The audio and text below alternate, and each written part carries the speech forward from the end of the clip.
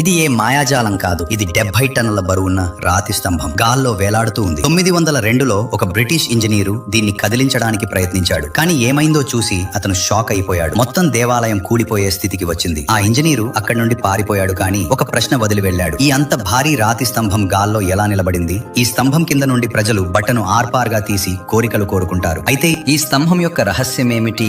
ఈ రహస్యం యొక్క మొదటి ఘట్టం మనల్ని రామాయణ కాలానికి తీసుకెళ్తుంది. ఇదే ఆ పవిత్ర భూమి. ఇక్కడే సీతమ్మను రావణుని నుండి రక్షించడానికి ప్రయత్నిస్తూ గాయపడిన జటాయువు తన చివరి శ్వాసతో పోరాడుతుండగా శ్రీరాముడు చూసి అతనికి మోక్షం ప్రసాదించాడు. అప్పుడే తెలుగులో లేపక్షి అన్నారు. ఆ దివ్య సంభాషణ నుంచే ఈ ప్రాంతానికి లేపాక్షి అనే పేరు వచ్చింది. కానీ ఆశ్చర్యం ఏమిటంటే ఈ దేవాలయం శ్రీరాముడిది కాదు, భోళా శంకరుని అత్యంత క్రోధమయమైన శక్తివంతం రూపమైన వీరభద్రుడికి అంకితం చేయబడింది. 16వ శతాబ్దంలో శివుని ఆ మహాశక్తి రూపాన్ని ఆరాధించేందుకు ఈ ఆలయం నిర్మించారు. దేవాలయం దగ్గరలోనే ఒకే రాతి గట్టును చెక్కి రూపొందించిన 27 అడుగుల పొడవు 15 అడుగుల ఎత్తుగల భారతదేశంలోని అతిపెద్ద నంది ఉంది. మరియు దేవాలయం లోపల మహోత్కృష్టమైన నాగలింగం ఒకే రాయితో చెక్కబడి ఉంది. దాని శిల్పులు కేవలం 1 గంటలోనే తీర్చిదిద్దారని అంటారు. ఇక్కడి దగ్గరలోనే ఉన్న విశాలమైన పాదముద్ర ఏ ఋతువులోనైనా రహస్యంగా నీటితో నిండి ఉంటుంది. ప్రజలు దీన్ని స్వయంగా శివుడి పాదంగా భావిస్తారు. శివ భక్తులందరూ కామెంట్ లో హర హర మహాదేవ్ తప్పకుండా రాయండి. మరిన్ని వీడియోల కోసం లైక్, సబ్స్క్రైబ్ చేయండి.